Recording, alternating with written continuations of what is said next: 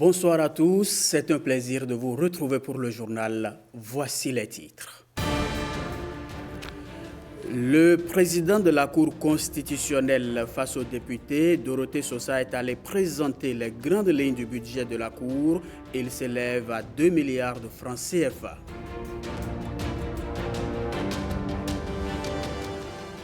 Quatrième session ordinaire de l'autorité du bassin du Niger, les ministres des États membres se concertent à Cotonou et ils sont en quête de solutions innovantes aux défis de l'institution.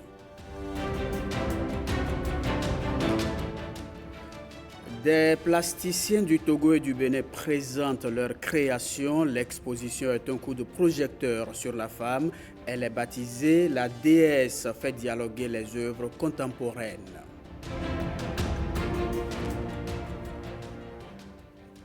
2 milliards de francs CFA, c'est le budget de la Cour constitutionnelle, gestion 2025. Le président Dorothée Sosa a exposé les grandes lignes de ce budget à la commission budgétaire de l'Assemblée nationale. Voici ce qu'on peut en retenir. C'est un budget globalement stable, puisque nous demandons à la représentation nationale un montant de 2 milliards 793 millions, en augmentation d'environ 3% par rapport à l'année dernière. Et cette augmentation concerne notamment le personnel, c'est-à-dire les avancements, les promotions. Je dois préciser que ce budget s'entend hors élection, parce qu'il ne faut pas oublier que les élections de 2026, dont tout le monde parle, démarrent en réalité en 2025. Mais là, ça fait partie d'une corbeille d'ensemble qui inclut beaucoup d'institutions, et c'est coordonné par le ministère des Finances. Nous sommes en train de préparer un plan stratégique et que c'est sur la base de ce plan que nous pourrons réclamer des moyens nouveaux. On ne va pas, comme ça, au hasard, dire qu'il faut nous donner telle somme d'argent et tout ça. Donc nous viendrons de façon scientifique dire il faut si pour que la Cour fonctionne encore mieux dans les années à venir. Et cela se fera quand nous allons arrêter les conclusions de notre plan stratégique. Dans l'actualité politique, l'on s'achemine vers la désignation des chefs de village et chefs de quartier de ville. Les partis politiques qualifiés pour cette opération ont officiellement reçu de la Sénat la liste des postes concernés. C'était en présence de nos reporters Alain Sochoumé et Simon Villon. À l'issue des élections municipales de 2020, 3 partis politiques sont qualifiés pour désigner des chefs de village et quartiers de ville sur toute l'étendue du territoire national. Il s'agit du Bloc républicain BR, l'Union progressiste Le Renouveau UPR et la Foscori pour un Bénin émergent FCBE. Selon les dispositions de la loi numéro 2024-13 du 15 mars 2024, modifiant et complétant la loi numéro 2019-43 du 15 novembre 2019 portant code électoral en République du Bénin, je cite, le chef d'un village ou d'un quartier de ville est désigné par le parti ayant obtenu le plus grand nombre de suffrages valablement exprimés dans ce village ou quartier de ville et éligible à l'attribution des sièges.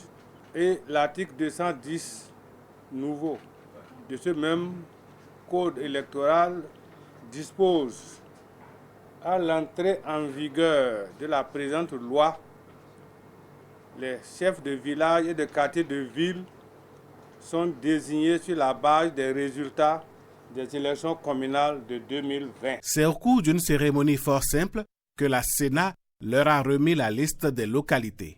Le document qu'on va vous remettre est le fruit d'un long processus d'inventaire. Grâce à ce travail, nous soyons en mesure aujourd'hui de vous remettre la liste des localités où chacun de vos partis est qualifié à désigner les chefs de village ou de quartier de ville. Les représentants des partis politiques concernés voient en cette disposition l'occasion d'asseoir davantage leur formation dans les recoins du pays. Ils sont au Bénin pour renforcer leur partenariat avec l'Union progressiste Le Renouveau. Les responsables du Parti communiste chinois séjournent à Cotonou depuis lundi. Quels sont les objectifs et intérêts d'un tel partenariat? William Aguiar et Igor Ayoso leur ont tendu le micro. La coopération bilatérale entre le Parti communiste chinois, le PCC, et l'Union progressiste Le Renouveau a atteint un niveau de concrétisation suite à plusieurs visites des cadres de UP Le Renouveau aux responsables du Parti communiste PCC en Chine. À l'issue de ces voyages, il était question que cette politique chinoise se déplace aussi pour venir échanger avec l'Union progressiste Le Renouveau. Donc le lundi dernier, il y a eu deux grands faits majeurs. Le premier, c'était au siège de UP Le Renouveau, où nous avons reçu la forte délégation du Parti communiste chinois. À cette occasion, nous avions été impactés par le principe de formation qui a été mis en place par le Parti communiste chinois. Nous étions à l'école du parti à Shanghai et nous avons vu que cette expérience est inspirante, fort du principe que c'est les partis politiques qui désormais ont la responsabilité dans notre pays de diriger la chose publique et la chose politique. Nous nous sommes dit qu'il est nécessaire de former la classe politique à cet égard. L'après-midi, ça a été une causerie débat où les experts du Parti communiste chinois sont venus échanger avec les cadres de l'Union progressiste Le Renouveau sur comment le Parti communiste chinois s'est organisé pour pouvoir répondre aux deux grands défis que sont le développement rapide de la Chine et puis la mise en place de la démocratie à la base. Et nous avons bien apprécié l'expression des experts chinois. Ils disent la démocratie à la chinoise. Et puis nous avons compris que la démocratie, en fait, s'adapte aux cultures, aux valeurs de chaque zone avec des principes intangibles que sont les droits de l'homme, les libertés, les responsabilités surtout et le développement, le mieux-être du peuple. Les responsables de l'autorité du bassin du Niger se concertent à Cotonou. Ils tiennent la 4e session ordinaire du Conseil des ministres de l'institution. La rencontre doit aboutir à des résolutions concrètes pour faire face aux nouveaux défis de l'institution. Héloïse Winato et Mathieu Sokenou étaient à la cérémonie d'ouverture des travaux. 9 pays, un bassin, une vision. Les États membres de l'autorité du bassin du Niger, ABN, s'allient pour des actions solidaires et durables face aux nombreux défis complexes tels que les inondations récurrentes, la sécheresse et la dégradation des terres agricoles. Les différents documents de grande facture ont été produits pour être soumis à votre haute instance pour examen et prise de décision. On va identifier et retenir les nouveaux secrétaires exécutifs. Il aura un mandat clair, trouver un mécanisme de financement structurant et impactant pour notre institution. C'est vrai, les États doivent cotiser. On ne peut pas se développer que sur la base des cotisations. Pour mener à bien sa mission et réaliser ses ambitions, l'ABN compte sur le soutien de ses partenaires. La coopération allemande, à travers la GIZ, s'engage à l'accompagner à hauteur de 1,5 million d'euros, soit un peu moins de 100 millions de francs CFA. L'examen de l'ordre du jour de notre session m'amène à croire que nous prendrons d'importantes décisions pour impulser davantage la coopération entre nos pays. Pour sa part, le Bénin, fidèle à ses engagements, continuera de soutenir l'ABN et de s'investir pleinement dans toute action visant à promouvoir la coopération sous-régionale et internationale. L'ABN, c'est 60 ans d'existence et 9 pays, le Burkina Faso, le Cameroun, la Côte d'Ivoire, la Guinée, le Mali, le Niger, le Nigeria, le Tchad et le Bénin. C'est un projet qui a boosté la production de l'ananas pendant 8 ans, le projet PINES. Après 8 ans de réforme, le PINES passe la main. De nouveaux partenaires techniques et financiers prennent le relais pour rendre l'ananas béninois très compétitif. Compte rendu de la passation de charge avec Alain Sochoumé et Igor Ayoso. L'ananas béninois a le vent en poupe. Il s'exporte à l'international. Pour en arriver là, de nombreuses structures se sont mises à la tâche. C'est le cas du projet Pineapple Processing for Export avec plus de 15 milliards de francs CFA investis. Le programme Pinex a obtenu des résultats impressionnants au cours de 9 années d'existence. Il a touché plus de 36 600 bénéficiaires directs et plus de 163 000 bénéficiaires indirects, notamment des membres de la famille et de la communauté. Pinex a contribué à augmenter le pourcentage de transformateurs d'ananas qui exportent en dehors du Bénin de 40% en 2016 à 74% en 2022. De 2016 à 2024, la modeste mais clairvoyante équipe de Pinex a travaillé avec détermination et efficacité qui ont permis d'atteindre des résultats impressionnants, voire inédits. Je voudrais remercier Pinex pour avoir développé le protocole de maîtrise de la limite maximale de résidus de typhon sur l'ananas destiné à l'exportation vers l'Union européenne. Porté par le département de l'agriculture des États-Unis et mis en œuvre par Partners for Development PFD, le projet a permis à l'ananas béninois de connaître une productivité record avec l'implication des producteurs et des transformateurs. Le moment est venu de passer officiellement la main aux partenaires du projet. Avant l'avènement du Pinex, le sous-secteur transformation de l'ananas était constitué en majorité de transformateurs isolés. Les appuis du Pinex ont contribué, entre autres, à la mise en place et à la structuration de la coopérative des entreprises de transformation d'ananas du Bénin, qui compte à ce jour 75 entreprises. La CETRAP a bénéficié des appuis institutionnels. Un agent technique a été recruté et mis à notre disposition pour nous accompagner dans nos activités de transformation. L'ananas béninois se positionne donc aujourd'hui comme une spéculation qui pourrait rivaliser avec le coton. Après le projet Pinex, restons sur le marché local avec les vendeurs et vendeuses du marché de Wologede. Ceux-là retrouvent avec joie le marché reconstruit. Ils ont procédé mercredi au tirage au sort pour l'identification et l'attribution des places. C'est un prélude à la reprise officielle des activités. William Aguiar et Simon Villon. Un tirage au sort pour une transparence totale dans l'attribution des places dans ce marché de Wologede. Un joyau flambant neuf qui s'impose ici par son architecture et tout le confort qui va avec. Cette opération d'attribution des places vient en prélude à son ouverture, un soulagement pour les anciens locataires d'ici, tous satisfaits de l'opération. Tout se déroule bien et comme prévu. Nous apprécions la façon dont ce tirage est organisé. Et on remercie les autorités pour l'accompagnement. Tous ceux qui ont été recensés comme occupants avant la reconstruction du marché retrouvent leur place.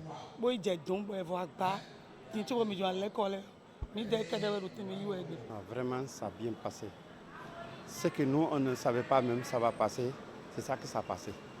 Vraiment, ça a bien passé. On est très contents. On est très contents, wallah. Nous remercions les autorités qui sont venues ici nous accompagner pour ce tirage au sort. Nous n'avons rien à reprocher à l'organisation. Tout se déroule dans la transparence et c'est à l'actif du gouvernement. Le marché de Wologede est prévu pour être ouvert avant la fin de l'année. Des infrastructures qui offrent aux usagers plus de confort et plus de sécurité. Intéressons-nous à présent à la problématique du travail forcé. C'est une problématique au cœur du forum sous-régional des groupes de travail technique sur les indicateurs du travail forcé, un groupe que le Bénin a intégré cette année. Igor Ayosso et Ariane Da Silva. Le travail forcé et la traite des personnes constituent des crimes et des violations des droits humains. Selon des estimations de l'Organisation internationale du travail, environ 25 millions de personnes dans le monde sont embrigadées dans le travail forcé et plus de 4 millions d'êtres humains victimes de traite à des fins d'exploitation sexuelle. Ces chiffres nous interpellent et sont alarmants et doivent nous pousser à agir. Car derrière ces statistiques se cachent des souffrances individuelles. et agir pour les pays membres du groupe de travail technique du projet sur les indicateurs du travail forcé, c'est se mettre ensemble pour impacter et renforcer la protection des personnes. Et c'est à Cotonou que les réflexions se mènent sur le sujet. Qu'ils vous souviennent que c'est seulement en mai dernier que nous avons officiellement lancé le projet FLIP au Bénin. 6 mois après, nous avons parcouru du chemin et nous voilà aujourd'hui en train d'accueillir nos pairs du Ghana et de la Côte d'Ivoire. Ce chemin parcouru avec déjà des résultats prometteurs a été possible, d'une part grâce au gouvernement béninois et d'autre part grâce à toutes les parties prenantes du projet pour l'accompagnement et la disponibilité permanente. Cet événement marque une étape cruciale de notre engagement collectif pour combattre sous toutes ses formes le phénomène récurrent du travail forcé et de la traite des êtres humains dans nos pays. Nous devons en effet tout mettre en œuvre pour que les hommes et les femmes vivent et travaillent dans des conditions sûres, équitables et légales. Le FLIP, projet sur les indicateurs du travail forcé, est mis en œuvre par l'ONG Vérité dans 3 pays d'Afrique. Il s'agit de la Côte d'Ivoire, du Ghana et du Bénin. C'est un projet de renforcement de capacité financé par le ministère américain du Travail. Zoom sur les réformes en cours dans le secteur de la santé. Ces réformes visent à renforcer les infrastructures, améliorer la qualité des soins et rendre le système de santé plus accessible aux populations. Marcel Rossi nous propose ici un aperçu des principales avancées, particulièrement dans le nord du Bénin. Les réalisations sont là. Elles sont concrètes. Elles crèvent l'œil. Au rang des réussites du programme d'action du gouvernement sous Patrice Talon, le secteur sanitaire. L'investissement ces dernières années dans la construction, la rénovation et l'équipement des centres de santé est massif. Nous voici à Savet, au milieu des collines, où s'opère une métamorphose. L'hôpital de zone est entièrement reconstruit.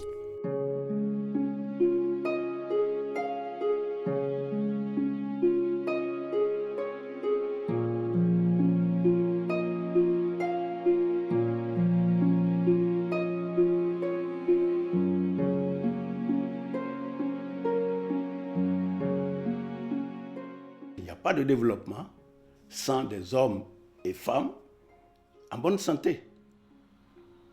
Des bras valides qui vont travailler pour accroître la richesse. Aujourd'hui, ce joyau, de par les équipements que nous avons vus, des équipements de pointe que nous avons vus, cela prouve que le président Talon a à cœur de régler les questions de santé pour le peuple béninois. À des dizaines de kilomètres, le vent de modernité souffle sur les centres de santé des arrondissements de Tchaourou, d'Alafiarou à Sanson, en passant par Goro, Béterou, Kika et Tchatchou. Bien plus que des constructions en béton et en acier, ces infrastructures incarnent l'espoir de milliers de personnes. On a hâte d'intégrer les bâtiments. Forcément, nous allons travailler avec de meilleures infrastructures et le bâtiment dispose d'un labo également, ce qu'on n'a pas actuellement. Donc, ça va nous permettre de mieux prendre en charge les patients. L'hospitalisation, par exemple, des femmes sera plus facile parce que quand elles seront dans un cadre plus agréable, je pense que ce sera plus facile pour nous de faire la surveillance, surtout en postpartum. Si une seule femme vient, c'est elle qui ira publier. Elle va faire la publicité. Ah, le centre de Béterou a changé. Hein. Ce n'est plus comme avant. Avant, on est là, les moustiques nous bouffent. Il n'y a pas de lumière, les bâtiments sont gâtés. Même maintenant, tout est propre. Il n'y a personne. Même l'ennemi de Talon est content de voir ces joyaux. Je suis doublement impacté par le projet en tant qu'autochtone, fils du terroir, et en tant qu'agent. En tant qu'autochtone, je suis content en ce sens que ça va améliorer la qualité des soins offerts à la population à la base. Ensuite, en tant qu'agent, nous manquons de locaux. Ouais. Donc ça vient forcément apporter un ouf de soulagement. Derrière chaque mur élevé, Une promesse, celle d'un avenir où la distance ne sera plus un obstacle pour accéder aux soins, celle où chaque enfant pourra grandir en meilleure santé et chaque famille pourra compter sur une prise en charge de qualité.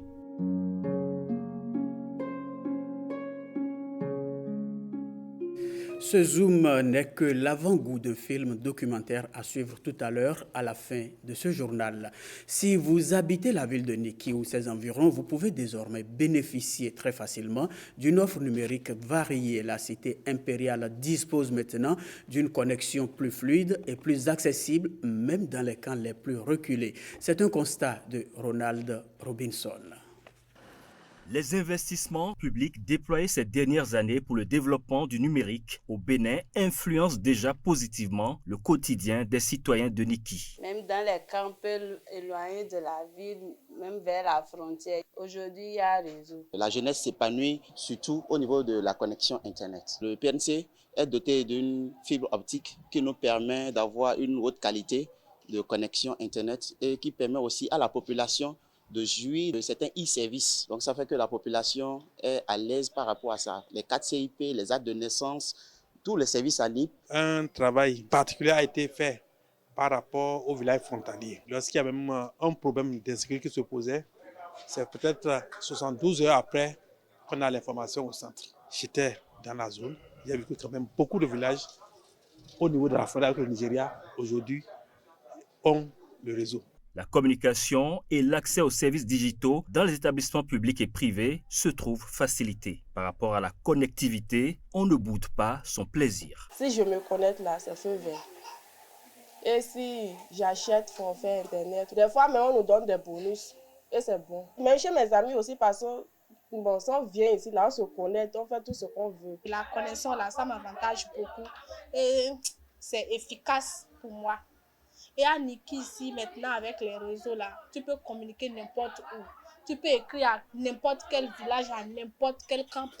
Tu peux communiquer facilement sans te déplacer. Nous avons la chance d'avoir la plateforme de gestion électronique des courriers qui permet à tout acteur de la mairie d'éditer des courriers et de faire signer ces courriers par l'autorité. Même si cette personne est en Chine, ce qui permet vraiment d'aller plus vite dans les tâches.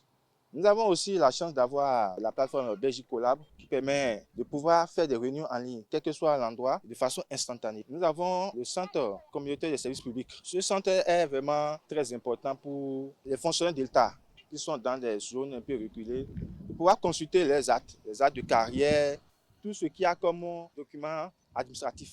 Un véritable engouement est noté autour des kits de réception de la télévision numérique terrestre confiés à la mairie de Niki. Il y a vraiment le besoin.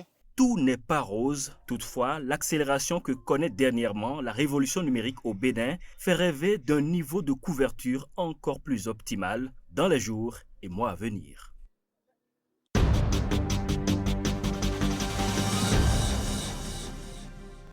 L'ADS fait dialoguer les œuvres contemporaines. C'est le thème d'une exposition organisée par un trio de plasticiens du Togo et du Bénin.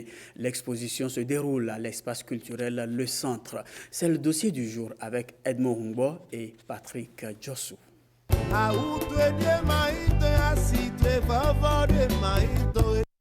De l'originelle chanson à l'originale interprétation, de l'originelle femme créée par Dieu l'artiste à l'originale femme créée par des artistes qui se font Dieu. On entre dans le secret de l'art divin pour voir la déesse. Une exposition de peinture et de sculpture. 3 plasticiens, dont 2 du Togo et 1 du Bénin. 3 artistes, dont 2 hommes et une femme. Mes œuvres parlent de la femme dans sa plénitude, dans sa totalité. La femme qui est tout, qui fait tout, et la femme qui est femme. On veut parler de la femme, on veut valoriser la femme, et ce que c'est que la femme même dans la société. C'est ce que nos œuvres parlent. D'abord, je suis une femme, donc j'essaie de plus valoriser la femme, et surtout l'enfant de bas âge. Parce que quand on dit une femme, on ne naît pas femme. On est enfant d'abord et on grandit. Donc c'est pour ça, moi, j'utilise plus les enfants pour exprimer la femme. Parler de la femme, c'est parler de la flamme en toute sincérité. J'utilise souvent le feu pour peindre et pour finir mes sculptures. Les tableaux que j'ai présentés, tous ces tableaux sont peints par le feu, le réau du feu et puis la gravure. Sur mes sculptures, quand je finis, je passe toujours par le feu pour faire ressortir un peu le contraste. Dessiner et façonner la femme, c'est destiner et phagocyter la gamme féminine en toute beauté. Mais ma technique, c'est le pointillisme. C'est-à-dire, je fais la peinture que je recouvre avec de minuscules points, posés une à une, qui représentent en quelque sorte l'univers. Pour moi, quand je pose les points, c'est un peu comme si j'essaie de représenter l'univers. Peindre et sculpter la femme, c'est teindre et sculpter toute dame en toute vérité. À travers mes œuvres, j'utilise beaucoup de bois, un peu de récupération, le fer, l'aluminium. C'est ce qui fait de mes œuvres ce que je suis l'artiste même. On entre dans le secret des dieux artistiques. Cette exposition sonne comme un hommage qu'on est en train de rendre à la femme, mais en disant en même temps qu'il est bien de retenir des jours conventionnels pour la célébrer, mais il serait encore mieux de la célébrer de façon perpétuelle. On a dans cette pièce vraiment des éléments de la tradition, un petit peu comme si le temps n'avait pas bougé, et puis des choses tout à fait actuelles, tout à fait présentes. Je dis bravo aux artistes, je découvre. C'est très bien, c'est une belle expo. À voir et à revoir, en disant juste au revoir à l'espace culturel Le Centre du 21 novembre 2024 au 15 février 2025, de l'originel à l'originale femme dite la déesse.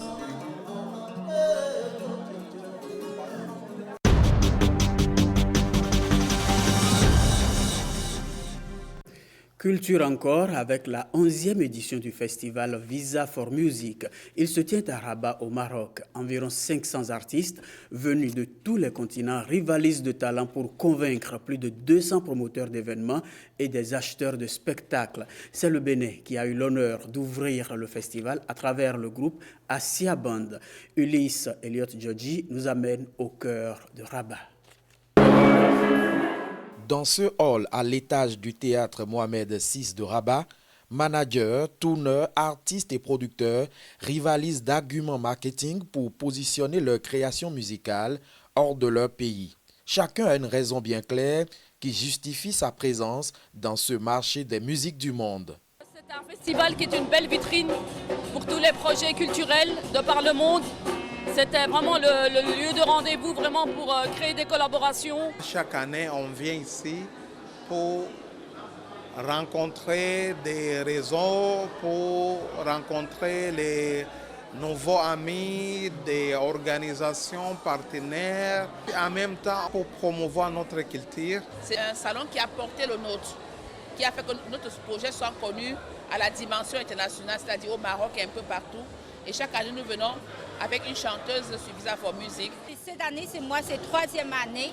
Mais comme d'habitude, pour nous, ce développement dans les territoires africains est très important. Un peu comme la quarantaine de nations présentes à cette édition de Visa for Music, le Bénin aussi fait son petit marché. Et sur le centre du Bénin, nous faisons la promotion des artistes, des acteurs culturels, des festivals, parce que les gens sont curieux, ils veulent savoir tout ce qui se passe sur le plan musical au Bénin. Je suis présent à ce festival Visa for Music avec une délégation béninoise pour accompagner la magnifique scène artistique musicale béninoise dans ce salon professionnel et dans cet endroit au carrefour des musiques de l'Afrique pour valoriser la scène béninoise avec des bureaux de production, des managers et le groupe Asia Brass Band pour valoriser la musique au Bénin. Partager aussi mon carnet d'adresses et mettre en lien les artistes béninois avec des professionnels, des diffuseurs, des festivals, à la fois à l'échelle de l'Afrique mais à l'échelle de l'Europe aussi. Voilà, c'est sur ces échos de Rabat que se referme votre journal. Merci de votre fidélité.